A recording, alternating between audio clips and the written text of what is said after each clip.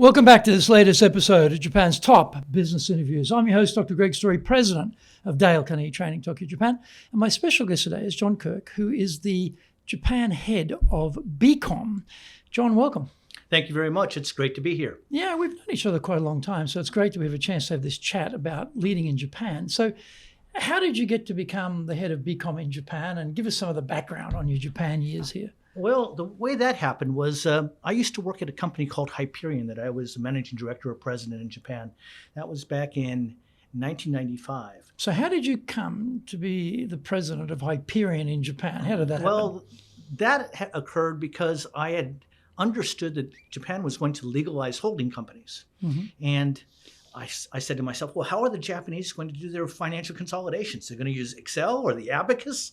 That doesn't compute. It's not going to be very good. So I found the number one financial consolidation company in the world, and I let them know that I'd be interested in working with them to develop the Japanese market. And they liked the idea. And they where said, were you at that time? You were here already, or you're in the States? I was in the States. You're in the States. Okay. And they basically brought me on board and sent me to Japan to work with Arthur Andersen in terms of developing the Hyperion business. I was the first president of Hyperion Japan. And basically, we went out and we did financial consolidation software, intra-company eliminations for the largest companies in Japan, sometimes on a worldwide basis, companies like NTT, SoftBank, Asahi Glass, Sony Worldwide. And we had a ball. I mean, we led the market, and we were getting some huge deals. And anyhow, as time went on, the business grew. It did very well. Now it has 78% market share. And to transfer to my current role, what happened was that the gentleman that started beqom was my colleague at Hyperion. Ah. And I knew him, and I remembered him well. He always impressed me because he was one very smart guy. Yeah. Anyhow, after Hyperion, he went to work for the CEO of SAP in Germany. Ah. And after working there for about 10 years, he spotted a market gap. And he started this company back in 2009. And basically, I discussed with him the opportunity of bringing that company to Japan, and he brought me on board to do so. So, but you're very, very strategic, aren't you? Because you're in the States, but you realize that the Japanese law is changing to allow holding companies, and then you work out that, okay, they're going to have some technical difficulties with that. How did that happen? Because I was in Australia probably at that time, or I was even here. I didn't think of that. How did that idea come up? Well, Greg, it's not just that I can read tea leaves. Actually, really, I can't. It's really based upon a bit of prior experience. Mm-hmm. I used to work as a computer engineer. Mm-hmm. Right after college, I was employed by Bank of America in San Francisco. In the treasury management systems arena, mm-hmm. building financial applications. Mm-hmm. I later worked for them in Tokyo and Hong Kong and London. Mm-hmm. And anyhow, as a result of working there and my studies at the MBA level, I developed, and that was in Japan, I developed a certain awareness of Japanese customs and what they prefer to do mm-hmm. and how things are working. Mm-hmm. And then I coupled that with my work experience mm-hmm. and looking ahead at new changes that are caused by regulation mm-hmm. are amazing because mm-hmm. companies must find a solution mm-hmm. to address those regulations. Mm-hmm. Otherwise, they're out of compliance. So you said you did your MBA here in Japan? I did my MBA partially in San Francisco. Mm-hmm. I was studying at night after work. Mm-hmm. And then I came to Japan on a scholarship from the Japanese government. Mm-hmm. For some reason, was this a MITI? No, this is from MITI. MITI, okay. MITI decided for some reason, I don't know why, to grant me a scholarship when I was a freshman MBA student. And I jumped at it. Mm-hmm. I wanted to get out of San Francisco and go see someplace else in the world. And, there were these guys that were writing these books about Japan as number one. Yeah. It was MITI and the Japanese Miracle. And there was The Mind of the Strategist mm-hmm. by the gentleman Omai at mm-hmm. McKinsey. And I thought that Japan was just going to take over the world. But I didn't know anybody that had ever been to Japan. Mm. So I wanted to go see myself. Mm. So they gave me this scholarship. I came over, I did the scholarship, I finished it. I dropped out of my MBA program and I went to work for Bank of America in Tokyo. Oh, I'm in Tokyo. Okay. So, In the same area, in the sort of looking after no, systems? actually, or? they transferred me into a different area where I was expected to build. My responsibility was building a performance management system, compiling all the financial results and budgets and so forth on a worldwide basis, everything outside of North America. And I designed the architecture, and then we designed the system and put that in place. But it was basically to understand how different business units were performing around the world.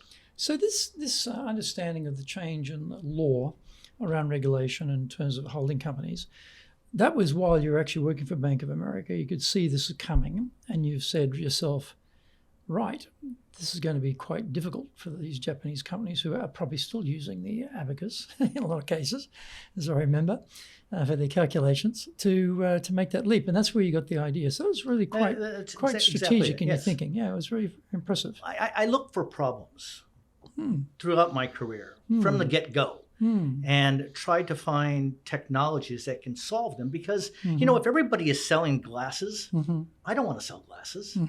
There's a lot of competition out there. The margin's going to be thin. I'm just going to be another schmo with maybe a different color glass or a different design. I look for competitive differentiation, value add. And if I can have significant value add that is unique to some degree for some time period, well, we have a chance to become the market leader. We have the chance to have great profitability, and we have the opportunity to establish a very strong brand. And it can be a lot of fun, and it can be very lucrative. So you're working for Bank of America here.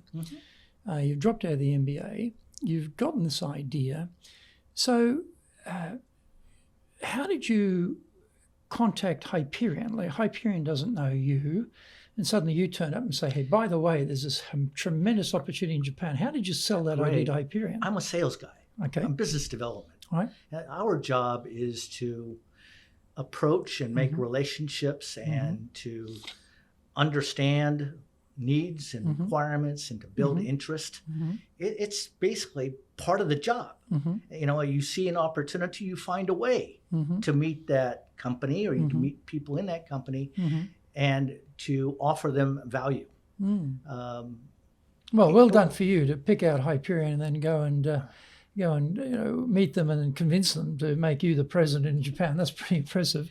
But when you were at Bank of America, were you running a team at that time? I was working with the team. I would say I was a systems architect. I wasn't a manager. I had people I worked with. So Hyperion probably was your first time to lead a team in Japan? No, it wasn't. Actually, I had another gig before that. Okay. And that was a company, I was working at a company called Comshare.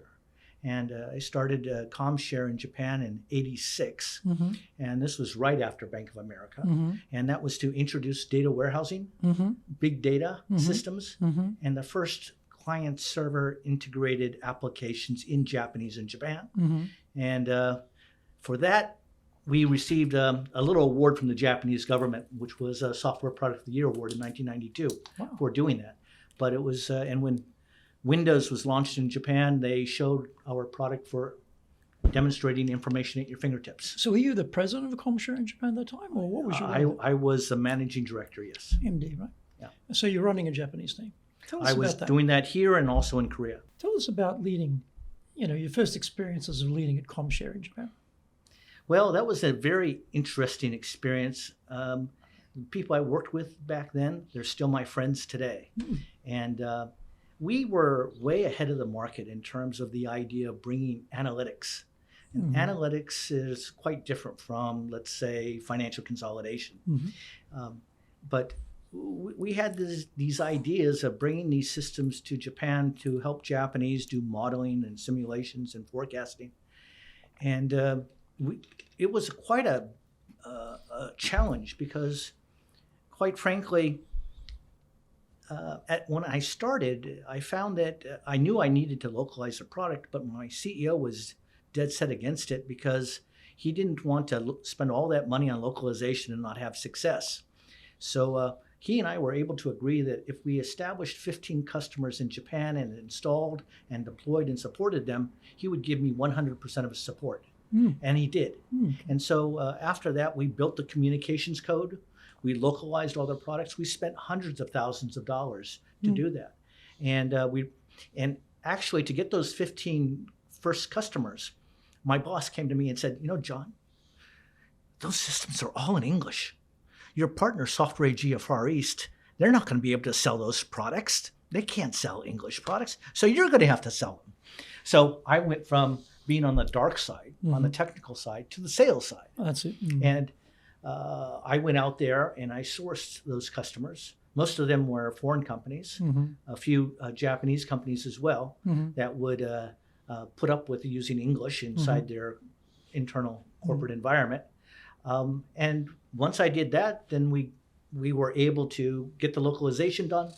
And then we basically scaled the business to include a lot more Japanese companies. So you're the managing director.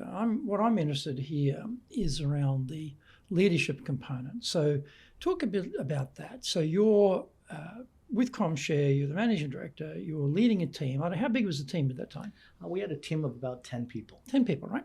So, you've come out of America, you've done your MBA, you've been in Japan, but what did you find challenging as a leader with leading the team in a Japanese team? Well, there was a lot of things. There was a lot of nuances that were new and different from me. For example? For instance, there was the hierarchy in the organization. There was the nemawashi. There was the amount of time it took to make a decision. Nemawashi being the groundwork to be done before the decision is rubber stamped at the actual meeting. Exactly. Yeah, instead of made at the meeting. It was, but I was fortunate because I worked with some really good people, both on the technical side, on the marketing side, on the management side. And, as time went by, we developed, strong friendship amongst the group. And that was from, I would say we faced a lot of challenges together and we surmounted them, and that built the cohesion of the team. And in addition to that, there was that element of everybody making a contribution. And they could see the contribution I was trying to make and that I made. And I think that to some degree, when they had problems, I would also go out of my way to help pull them out of it. And part of my job also was information transfer, knowledge transfer, skill transfer. And not only that, we had a great guy that was the president of Software AG Far East.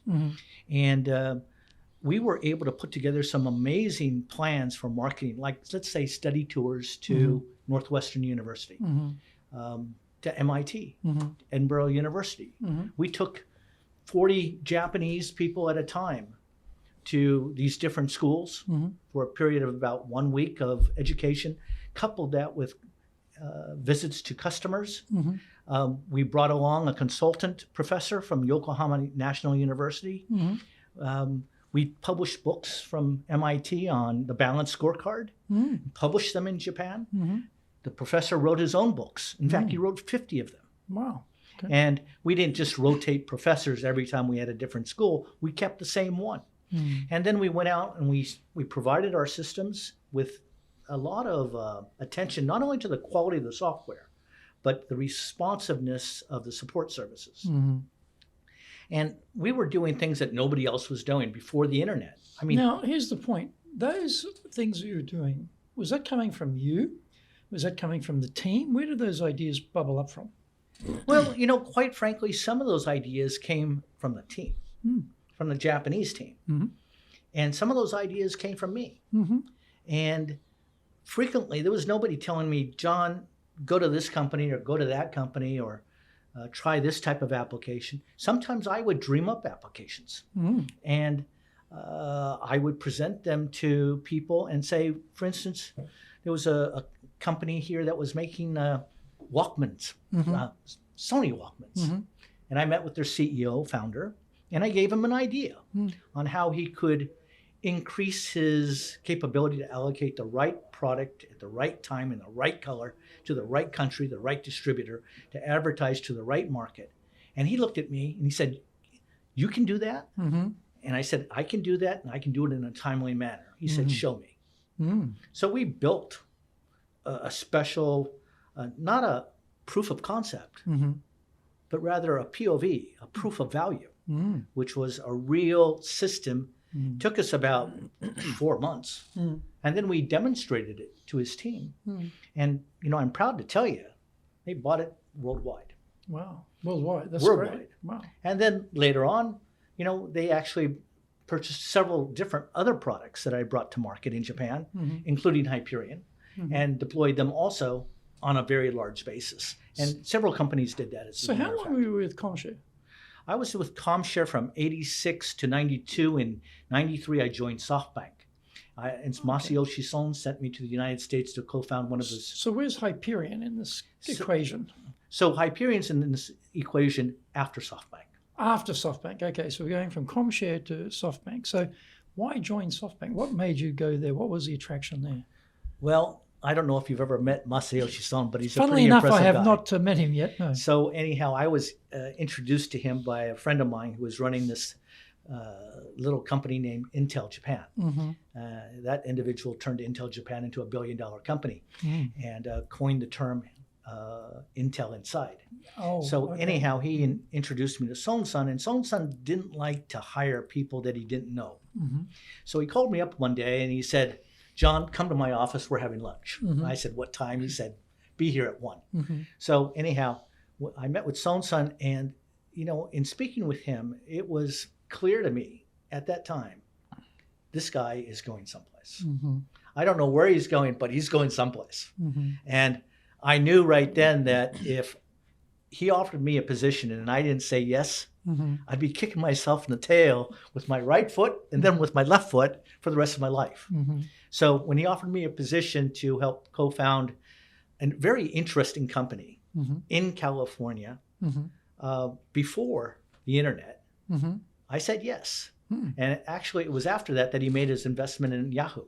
Oh, that came afterwards. Okay. Yeah. So he would have been really an unknown guy to some big He extent. was not very well known. He was known right? by industry insiders, not by people outside of the IT industry very much. And basically what we did was that we created an electronic marketplace that would be on your PC or a CD-ROM disk where you could bypass the middleman and buy product directly from us, 7 by 24. And the system included a catalog of crippled products, like games. You could only go maybe it was only the beginner level, or the word processor, no printing, things like that, all the products. And we had about 300 different products on there. And the way it worked would be that if you wanted to buy a product and use it yourself on your own PC, you'd call our 800 number. You'd give us a credit card number. We would give you a de-encryption key. You would de-encrypt off the PC and install on your PC. And away you go. So this was you going back to the States to launch the business there? Exactly. Right. How long were you there? I was there for about 2 years. Right. This is with SoftBank all that time. And so it's after that you tackle Hyperion? Is that how it works? That's right. So while you're back in the States, you're watching what's going on in Japan.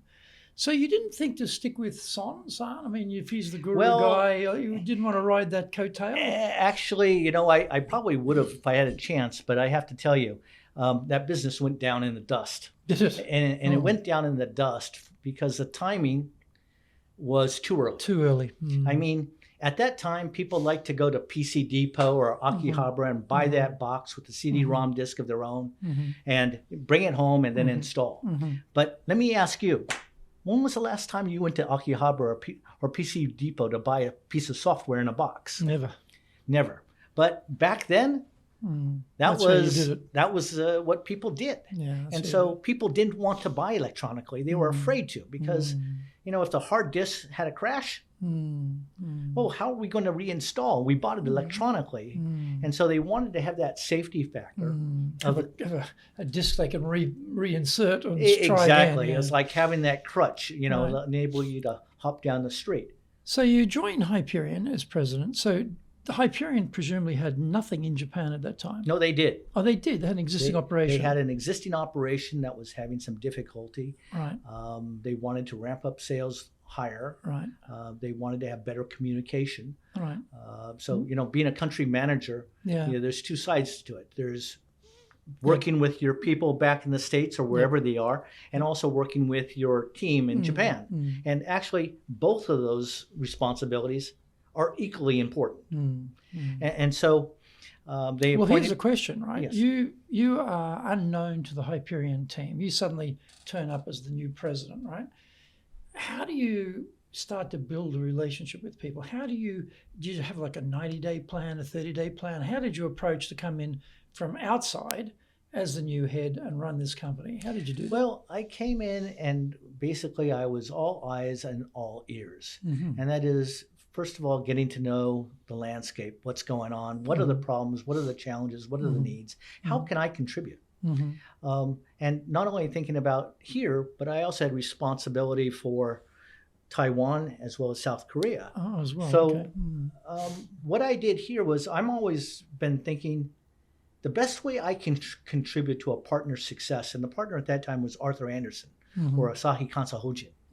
And they had an exclusive on Hyperion, by the way, at that time, is to help them with revenues and to help them with product and to make sure that they understand what's coming down the pike well in advance and that when they have a problem, we're working together to solve it as quickly as possible. And so that's dealing with the client, but I'm interested with the team, right? So how do you start to listen and watch carefully, but then you've got to start leading people. So where was the challenge in leading people? Because, I guess for them, you just turned up, don't really know you. They probably tied up with the previous president.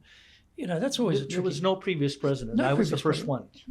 So no wonder they were struggling. So in terms of that, I think that the way that I did that was that I developed relationships with individuals. And that is understanding the individual. And what is that individual? What are his responsibilities? What are his needs? What are his challenges? What's he trying to do?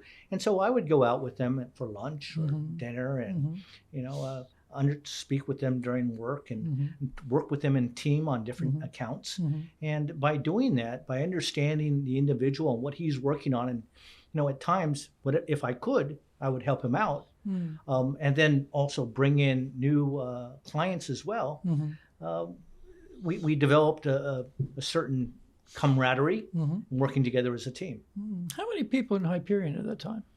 In Hyperion at that time, there was also about 15 people. It wasn't such a huge team. No, not a large operation. Okay. That's not too. We got 500 people. It's a bit different. 15 is 500 is a very different bear to tackle. Beast, right? There, exactly. Yeah. So how long were you at Hyperion? 3 years. 3 years. And then what happens after Hyperion? So you get to kick on? Or? I left Hyperion because I had to do something that was a huge challenge. And that was Asahi Kansahojin or Arthur Andersen was using Hyperion as a competitive tool, if you will, in the market to compete against the other auditing companies. And that was not enabling us to engage with the other auditing firms. Yeah, you're excluded. And that was one element. And then there was the element of risk. And so we were doing around $20 million, not a huge number, but all of our revenue was coming through one company. Ooh. And that's risky. It's concentration risk. And I've never seen any company really, really succeed in Japan with one racehorse. Yeah. I'm a fan of having multiple racehorses. Yeah. So I've come up with a plan of making them non-exclusive. Right. And unfortunately, at that time, the thinking of their managers was, I would say, quite traditional. And that is, if we go out and we do a trade show or we publish an article and somebody reads it or somebody visits our booth and they come back and they're interested, then we get benefit. But if it's non-exclusive, they may go to another partner. So from our investments, we may not get benefit. We want control. And not only that, they could increase the price and have a nicer margin. And I said to them, well, even if you are non-exclusive, you're always going to be the diamond partner in Japan because you've been here, our partner the longest. You've established customers. You have the know-how. You have the technical skill. You've demonstrated what you can do. And so anyhow, I worked with my management. We put in what needed to be done to make them non-exclusive. But I could see that Japanese sword coming out of the hilt. And so I decided to resign because it just wasn't that comfortable. But I did the right thing for the company. I went down to the ground for the company, but it was the right thing to do. And I'll tell you why. it was not too long after, maybe a year or two, that MCI and Enron happened. And Arthur Andersen went down for the count worldwide. Because of my making Hyperion non-exclusive, Hyperion never blinked an eye in Japan. And I had They would have lost their one customer. They would have lost one customer, one big customer. The customer. And when you go down for the count in Japan, it's pretty hard to get off that tatami mat. Yeah. And some companies have done it, but very few. Very few, yeah. A second coming in Japan is hard. So I had a 2-year non-compete with Hyperion, and even though that may not be valid in Japan, with an employment contract that's overseas, I really don't like lawyers banging on my door. So I looked around and I thought, well, what else can I do? What would be interesting? What would be value add? And I thought about my days working for Bank of America in San Francisco at Market and Van Ness in that big data center, and the layers of security I need to go through in order to get to the central cache vault or even get to my office. And I thought, I look at the security world here and I see one big sumo player, and that's Checkpoint. And Checkpoint was big, complex, expensive, difficult to buy, difficult to maintain, and had lots of security vulnerabilities. And I said, well, that doesn't merge very well with the idea of, like Toyota, you just put the key in, turn it, put it in gear, and you drive. So I came up with the idea of looking for a company that had a network firewall, basically, that fit those characteristics. And that's how I came into contact with WatchGuard.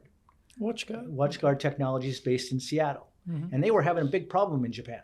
And that was they had a relationship exclusive again with Otsuka Shokai. And they weren't selling anything, but they had received $1 million investment from Otsuka Shokai. And so they were asking for another $1 million in return for the exclusiveness. And well, things were not too good. And my job was to come in and turn things around. And basically, to turn things around, I came up with a plan, discussed it with my management, and then I implemented it. And it worked. And so you took over the operation in Japan? Yes. Right. And so, again, how many people are in the company? How big is it? Well, actually, when I came in with that one, I was the first guy from WatchGuard in Japan. Oh, okay. So they were doing everything at Otsuka Shokai. Right? Otsuka was an exclusive partner with nobody on.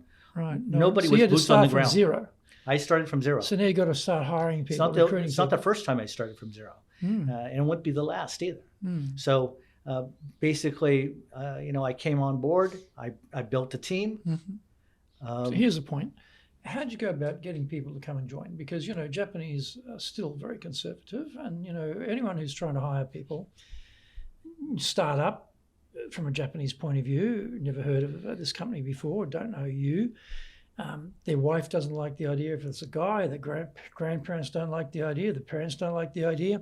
Should join a Japanese company. It's safer, it's more reliable. Who are these people? They'll probably pack up and leave. Who's this guy? Don't know him. You've got all of these barriers to hiring people. How did you get around that? Good question. It wasn't easy. It was a lot of hard work. Pounded on a lot of doors. Brought on a SE who was female, Caucasian, but had majored in Japanese in college. What's an SE, by the way? Sales engineer. Sales engineer, sorry. And she loved Japan. And she had worked in our QA department, our technical support team back in Seattle. So I brought her over. And I had convinced Mr. Otsuka, the CEO founder of Otsuka Shokai, to cancel the exclusive agreement. And we would remain good friends and work together.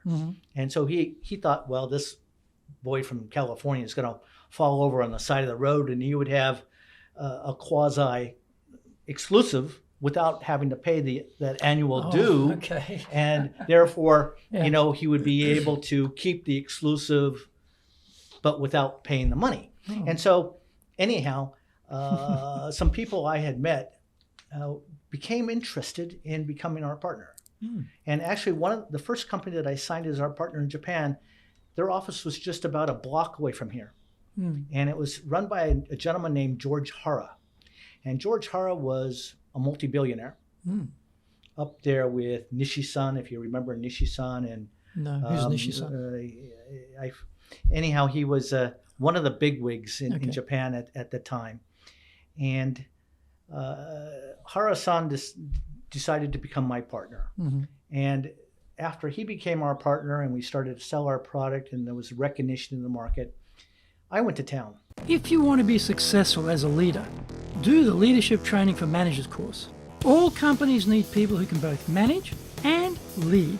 Leading people screams out for real skills in communication, dealing with all different types of people, being excellent at innovation, planning, delegation, handling mistakes, doing performance reviews really well, and inspiring and motivating the team. Do the Leadership Training for Managers course now in either Japanese or English.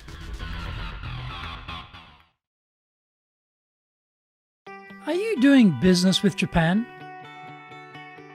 Do you really know how things work?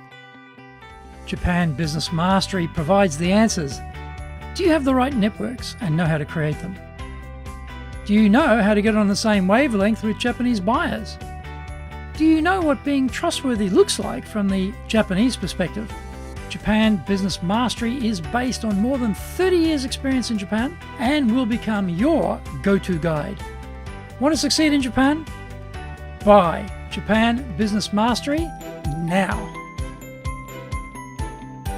So did he supply people? I mean, He supplied we people. were talking about the difficulty of hiring. So was it because of that partnership was easier to hire people, or he's seconding people to you? I mean, how did that work? Well, basically, he allocated people on his team in Osaka and Tokyo to work with us. Right. So we signed a contract to establish a partnership.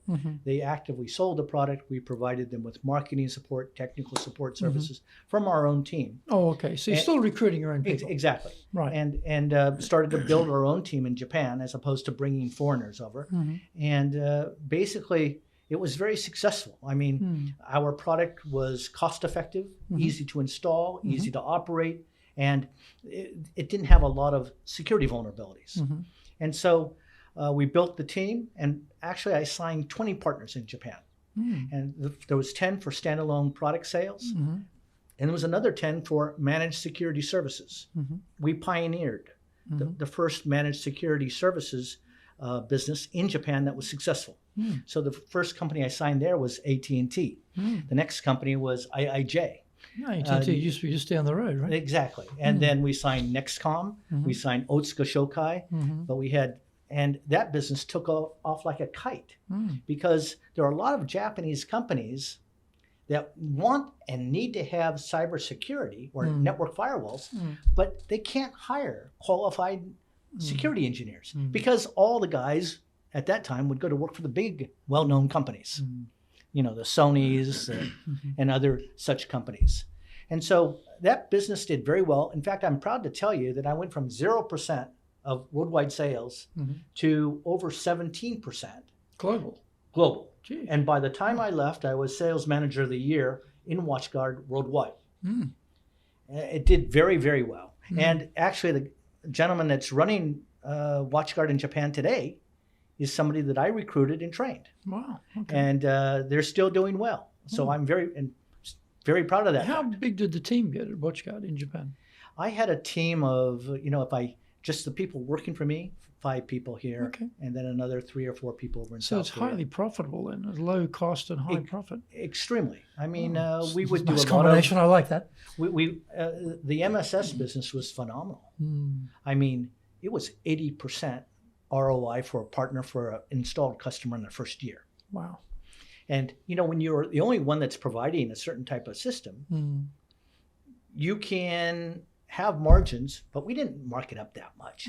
We marked it up a bit. And then the Japanese partners would mark up their menu of services because we provided infrastructure technology, and then they provided reports, analysis, support services up on top. And basically, I would work with different companies because each company had its own different menu of services, price points and offerings, strengths and weaknesses. So sometimes the partners would actually team up because teaming up, they were able to basically do a larger project. So how long were you there? I was there from 98 to about 2002. So what made you leave? So going so well, why did you leave? I mean, it sounds like a golden opportunity here. Well, I had a great time working there, but there was another opportunity that beckoned towards me, and that was to do a different area of network firewall. So at WatchGuard, we focus on the SME layer. But I was offered the opportunity to join a company called CyberGuard. And CyberGuard they focused on the high end of the market. Organizations that could not go down, could not afford to go down. And so my customers there were like the BOICHO, the Supreme Court of Japan. BOICHO being the Defense Department. Exactly, the Pentagon here in Japan. The Bank of Japan, the Supreme Court, Ministry of Tax, the Japan Congress, the big power companies. These are government entities. So, there's, I'm sure, amazingly difficult bureaucracy to deal with in these government entities to actually get things solved. Well, tell us about that. How did you get through that? Or was it relatively easy because you had the sort of monopoly on something they couldn't get themselves and they had no choice? But it's never easy working with government in Japan. You're trying to sell them something. You're absolutely right. To sell to government is very, very difficult. It's like if you sell to Panasonic, you sell to Honda, you sell to Toyota, you might have the chance then to possibly sell to Japanese government. It is the top of the peak. So how do you get there? How did we get there? We got there because we were endorsed by the U.S. government. And so the close partnership relationship between the U.S. government and Japan made us an acceptable solution to the Japanese government. And was the Commerce Department or the embassy, or which part of the American government is helping you for this? It was endorsed by basically different armed forces in the United States. Armed forces? Armed forces. Okay. All right. And so that gave the Japanese government the trust, the confidence that they had the best possible product. And I'll tell you something. That product never had one security vulnerability ever published. And it was acquired by a company named Secure Computing. And then that was acquired by McAfee, and that was acquired by Intel. Wow, okay. So that was an interesting opportunity. The gentleman that was running the company at the time, who was the CEO, he's still a good friend of mine today too. So what happens after this company? Where do you go next? Well, after that company, I went off and I did another. I resigned that company because they hired somebody to run all of Asia Pacific that didn't have any cybersecurity experience to replace my boss, who had 7 or 8 different certifications on the front side of his card and another 7 or 8 on the back side of his card. So he was one of the world's leading cybersecurity experts. So when they replaced him with somebody that had no experience, I wasn't too happy. So I basically decided to resign. If they were going to hire somebody like that, later, 6 months later, they fired him and they asked me to come back. They said, whatever you want, please come back. And I said, I'm sorry, I'm done. But you didn't listen to me then. So I'm sorry, I'm not going to do that. I moved on and I did some other stuff. I went to work for a company called Ubiquity. I went to work for another company called Penta Security. One of my friends in Korea, basically a company I had partnered with when I was at Comshare, a gentleman on my team had spun out and started his own company, and he asked me to join his company to introduce his products to Japan and other countries. And since he was a good friend and he had some interesting products, I joined him, and that was called Penta Security. So we introduced web application firewalls, encrypted databases, and other products to Japan and other countries as well. And I was there for about 5 years. Oh, quite a long time. So were you running it in Japan? I was running it in Japan, and then I was building new partnerships all the way down to Australia. So again, a fairly small team or a big team? I got up to about 15 people there. So it's getting very big. Then what happens after that?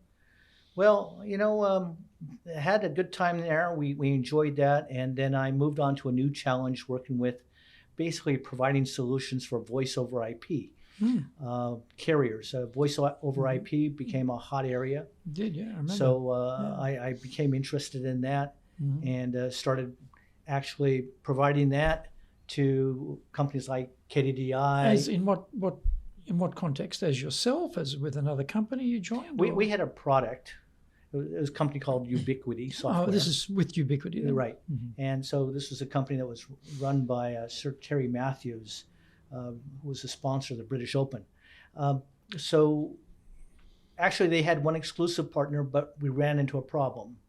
They were doing some illegal business operations. And I figured this out, and so we had to sever the relationship.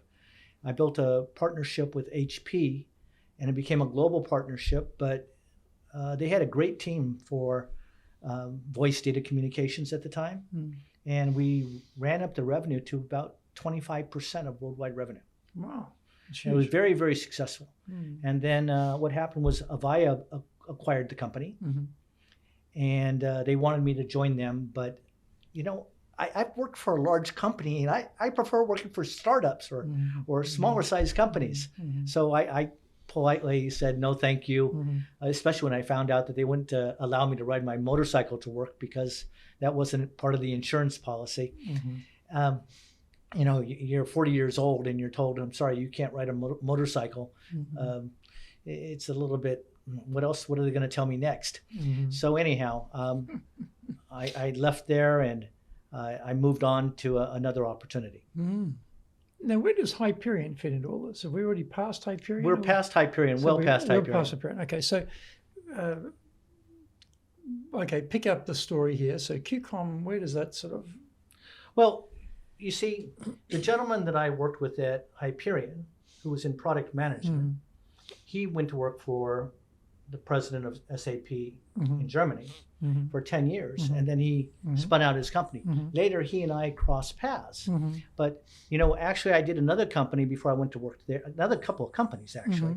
I did a company that was called Nominum, which was DNS engines. It was that company had run into a problem in Japan, and they needed somebody to turn around their business, partnering with SESK. Basically, every time you use the internet, you type in, let's say, dalecarnegie.co.jp, it actually goes and it fetches an IP address and it brings up your web page. So that's what we did. We did domain name system engines, and we did also anti-DDoS attacks.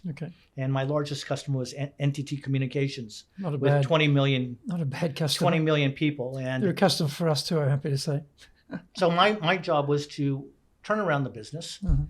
And we did that, and we put our system into a lot of big companies like KDDI, like Rakuten, like Yahoo, and so forth. Did very well. And then after working there for a few years, I decided to move on to another adventure. And the next one was actually Darktrace. Actually, I think maybe when I met you, you were working for Darktrace. I started you know, after all my experience working in cybersecurity, I could see that there was a gap in the cybersecurity lineup, that there was a huge gap where things could get through. There was no product that could detect a new attack from outside or from inside. And that was what I saw as the capability of Darktrace in terms of using machine learning and AI to define normal behavior by endpoint and by people, and then to look for instances of abnormal behavior, but not just a simple new behavior like somebody gets a new iPhone, but somebody gets a new iPhone and they come to the office at 2 o'clock in the morning, they access the customer data file for the first time ever, and they send it to some file server in Europe. Yeah, so that type of stuff. And so I actually invited Darktrace to Japan because I saw this gap. I thought it would be a great product offering. They brought me on board as a consultant, and I was the first guy on the ground for the first 6 months. And by the time I hired my first local Japanese sales engineer or sales representative, we already had partners, we already had customers. And so we built that business. It's still going strong today. And actually, the Japan business operation is one of their top 3 in Asia. The other 2 are Singapore and Australia. Oh, interesting. Okay. So I had a great time there. I'm a big fan of AI and machine learning. So let's talk about, with all this experience you've had, many teams, you know, in many roles, what things have you found worked well for you as the leader to get the team engaged? What things did you find clicked with people?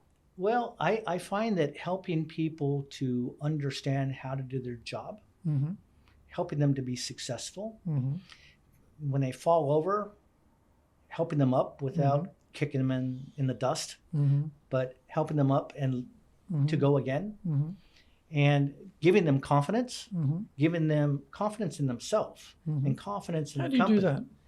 By basically helping them to understand that they can do the job. And so it's kind of like when you start swimming. You don't start in the deep end.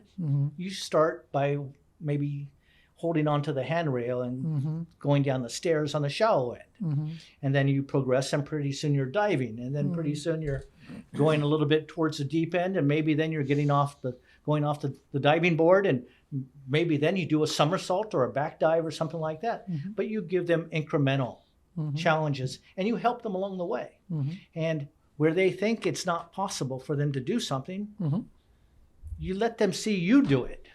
You don't sit behind the desk, but you take a hands-on approach, kind of like showing them, hey, if John can do it, you can do it too. Right. Yeah. And so by doing that and helping people to understand that not only the information, but that they are capable, pretty soon they say to me, John, you don't have to come with me. I can do this one by myself. And to me, that's music to my ears. Yeah. And so I can tell you, I've used this approach over the years. And it's really helped people to put their own 2 feet on the ground and do things. And a lot of those people have gone on to careers that are very successful today. You mentioned before that when you're coming up with different ideas, that some ideas are coming from the team and some from you. Yeah. And you heard a lot of teams. So what if people are engaged, they care. And if they care, they're likely to come up with better ways of doing things or improving things, in different functions. So what things have you found was working for you to get people to be more creative in the team? Well, allowing people, taking the time to speak with people, taking the time to listen, understand what it is they do well, understand what they feel is challenging, helping them over those challenges, helping them to go further than they think they can, involving them in decisions or getting their feedback, letting them get some of that, some of the, get up on stage and, have some of the light focused on them, make them into rock stars. That's basically what I try to do, is help people to achieve their goals. So taking that idea, getting people to put up ideas, getting people to come up with suggestions, what did you find worked well to draw that stuff out of people? Because often people have got it, but they're not volunteering it. They're sort of hiding it or holding it. How do you get that out of them? Well, sometimes it's you're giving first. Okay.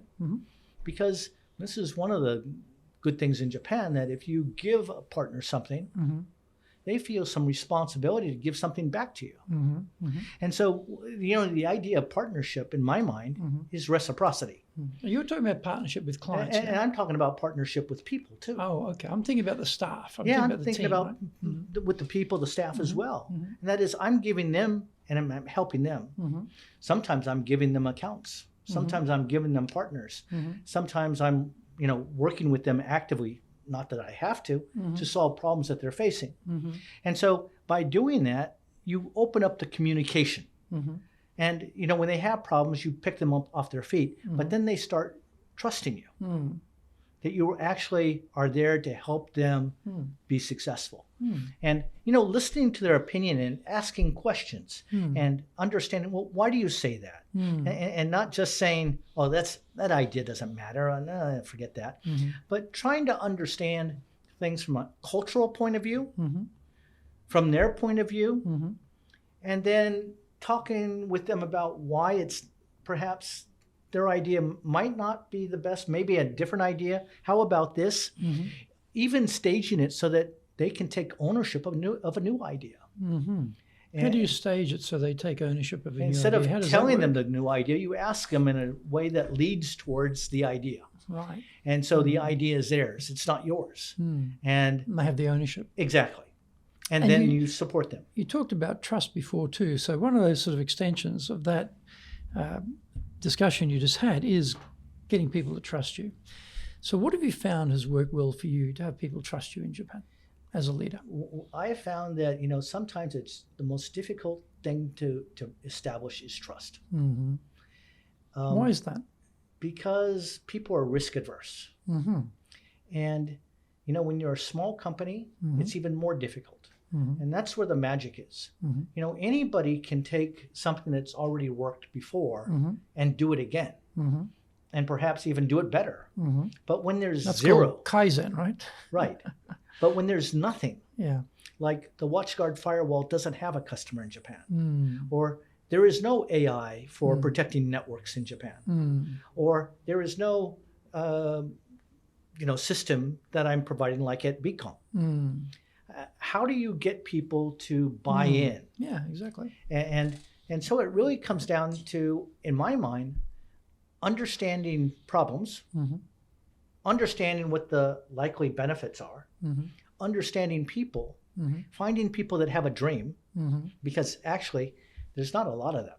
And you got to find, it's not just finding the company, it's finding the person that says, this makes sense. And this could be really good for my company, and I'm willing to take a chance. Or I trust this guy is going to support me well, and it's going to turn out well for me. And so finding people like that is very, very difficult. Well, particularly I think in Japan, where this is a no defect, no error, no mistake culture, right? Exactly. In business, right? So the idea that someone's going to step out, try something, possibly fail. Yeah, for most Japanese, it'd be like, no, I'll do nothing because that's the safest option. So you're looking for the sort of diamonds here, aren't you? Really? I am looking for the diamonds. Are you able to produce diamonds? Can you take people who are like, we'll use the metaphor of the coal. Supposedly, I don't know if it's actually true or not that coal turns into diamonds, but to take people who are not particularly adventurous, not particularly innovative, and create a methodology for them to become more creative and take risks. Is there a way of doing that? Yes, there is. How do you do that? And I have to tell you that I have done that. I've hired people that were laid off, fired, didn't have jobs, brought them on board, trained them up, and they're now country managers today and doing very well. I won't mention any names, but it comes to helping people to recognize that they really do have skills and they can do it and they should believe in themselves. And, I was working for a company that, for instance, they would only give me 20% of first year base pay as a commission for recruiters. And so I didn't get the lion's pick of, the people looking for jobs. I would try to find people any place I could. And actually, I remember one time I recruited a guy right off the shop floor where he sold me a smartphone because he was going to be transferred to Osaka shortly and he wanted to stay in Tokyo. Right. And today he's actually selling systems for a very large, well-known networking provider. Wow. But, hearing people and what they're want to do and finding people that have fire in the belly, if so to speak, they have a dream. They may be scared or not know how to get there, but helping them to understand that they should have confidence in themselves, they can do a good job, and helping them to believe in themselves, and then they will be able to actually transform into diamonds. And I've seen it happen. That's interesting because, the sort of tenet of the culture here is not to step out. It's to stay in the group, and the whole machine, the whole group moves forward, and you are comfortably in the middle, protected.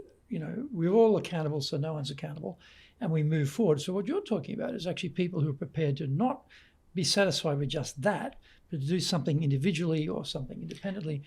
So I'm just wondering, how do you find those people? Because the culture really pushes people into the group and move together. Well, you offer something that people see as a dream, something that people want. Remember, I brought in, at that time, one of the first AI products. And even then, I was able to paint a picture that AI was the leading edge technology. And that we were the company that would be able to provide that to Japanese companies and succeed.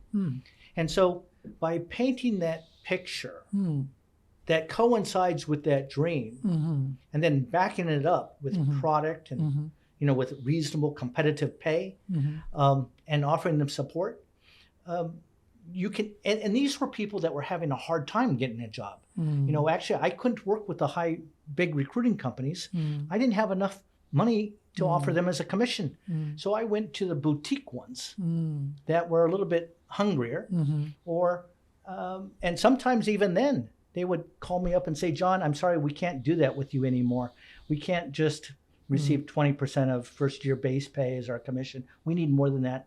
And if you can't give us more, I'm sorry, we can't work with you anymore. And so I would need to find ways of finding the people. My company basically said to me, John, our rule is 20%.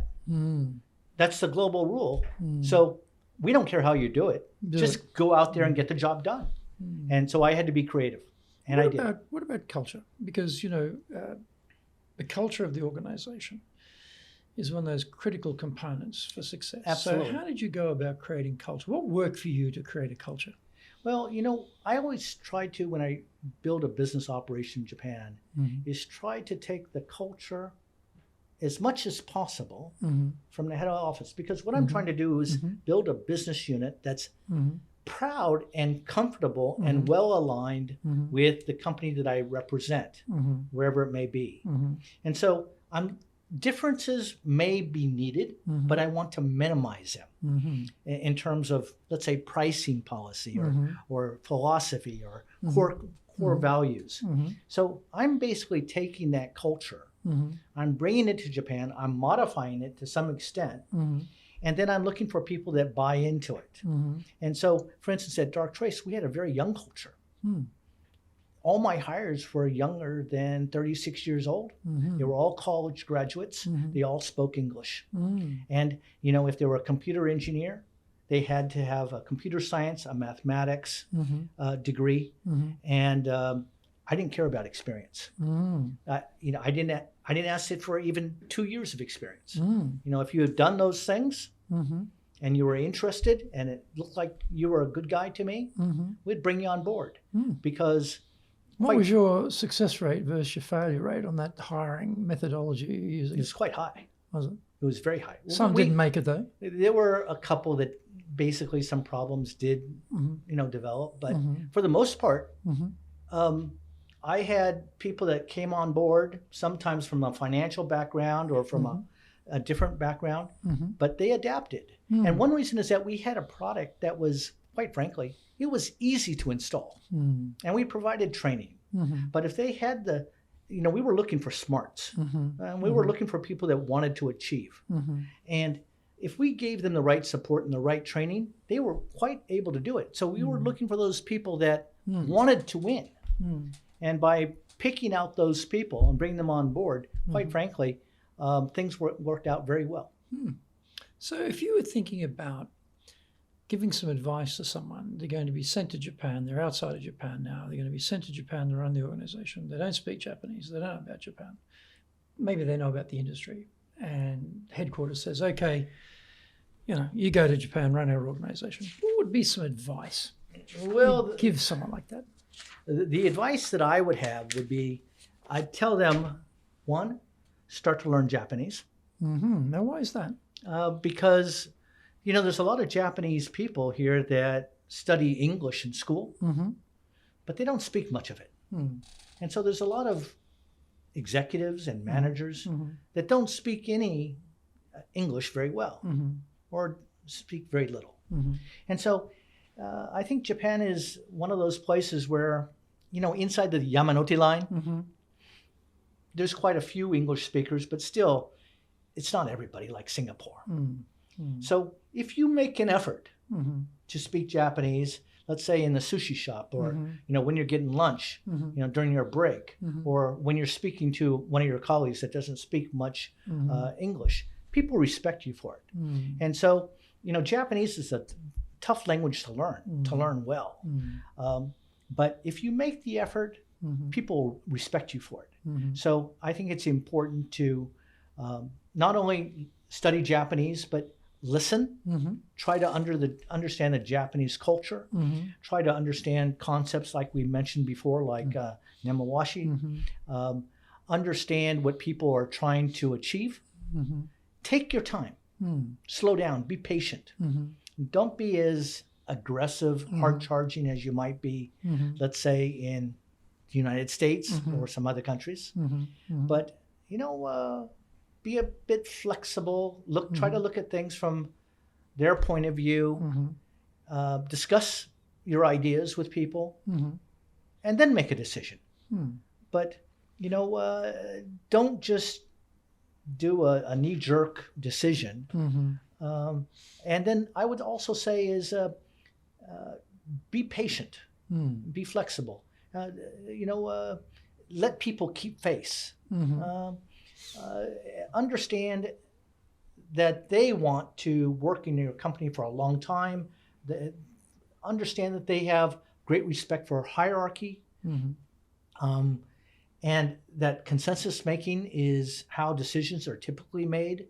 So I would say to some degree, as much as possible, within reason, show consideration for their culture, for their practices, and then try to make things kind of like a hybrid, where we're using both the good things from your own culture and the good things from their culture, but we are in their country.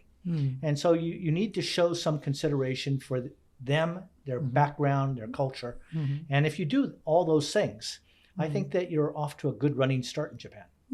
Anything else you can think of that'd be helpful for someone coming here for the first time to run an operation here? I would say get a mentor. Okay. Get somebody that's been, why learn everything again?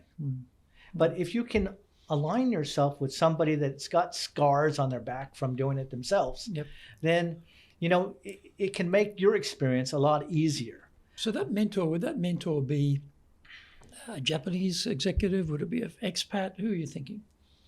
I'm thinking it could be a Japanese, it could be an expat. It could be even people that are overseas that have had foreign assignments. But Japan is a tough place to build a business. And it's a tough place to come into. And if you're new, to assume a management role without some type of guidance. Because there are a lot of differences that, a first-time manager is probably going to be surprised by. Like what?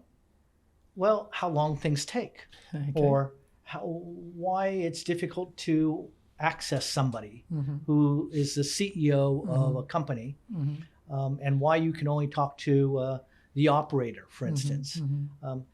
How to market in Japan, how to chip in and help the group to succeed. So, for instance, going to the trade show and working in the booths and that sort of thing. But I think that the other thing that I'd like to add is always be conscious of the fact that you're actually serving as a role model if you're a manager or you're a director. And so the other thing I would add is that you are a role model and that you should try to, what you're preaching, you should do the same yourself. And by doing that, you'll actually build the confidence and, you'll build support amongst your team because they'll say that what you say is what you do. There's not one set of rules for yourself and another set of rules for them. You're congruent. And then the other thing I would say is, there's an old saying that I like, and that is 7 times you fall, 8 times you stand up. Nanakorobi hachioku. Yeah. Oki. Yeah, I like that saying too, actually. Yeah. So that's one of my favorite sayings in Japan. So that means have faith in yourself too. And if you do that, you can get up and you can rise above the challenges that you face and do it again. So what I try to do is I try to build success and I try to build not only for myself, but for my team. And when I leave, as I've left various organizations in the past, that the team can continue on successfully. if I invest 3, 4, 5 years of my time in a company and building it, the last thing I want to see is when I leave, it falls apart. Yeah, no legacy. Yeah, that's terrible. Yeah. So what I'm trying to do is build something that lasts and help the people there to succeed, even if they leave the company. And by doing that, you're actually doing something not only good for the market and good for your company, but you're doing something good for your team and good for the customers. What would be your definition of leadership, John? Well, my definition is basically you come out, you have a set of shared core values. You have corporate goals. And then you have goals that are by country or even by product. But then I go a little bit further. And a lot of Japanese companies don't do this, but I go down to the individual. And that is, what is it you're interested in? What is it you want to do? And this is how I build engagement, how I build an interested, cohesive team, is I try to align the job to the individual. And I try to give him targets that are reasonably tough to achieve, not impossible. And then I try to help them surpass those goals. So my definition is aligning the individual and his goals with those core values, with the company, and with the goals of the customer and the partner.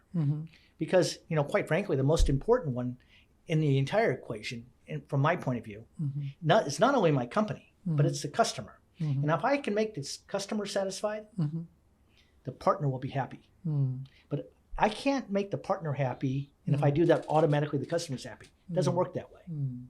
So I'm very customer centric, and that comes from my days of being a computer engineer. And when I got vaporware or somebody was trying to sell me vaporware, I didn't like it very much.